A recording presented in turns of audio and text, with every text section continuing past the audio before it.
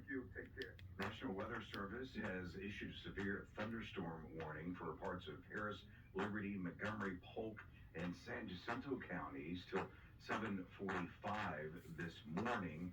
They're seeing wind gusts of 60 miles an hour, several inches of rain at this point, and some areas that are affected right now in northern Liberty, Cleveland, Shepherd, Splendora, Patton Village, Rowan Forest, Day Zeta as well.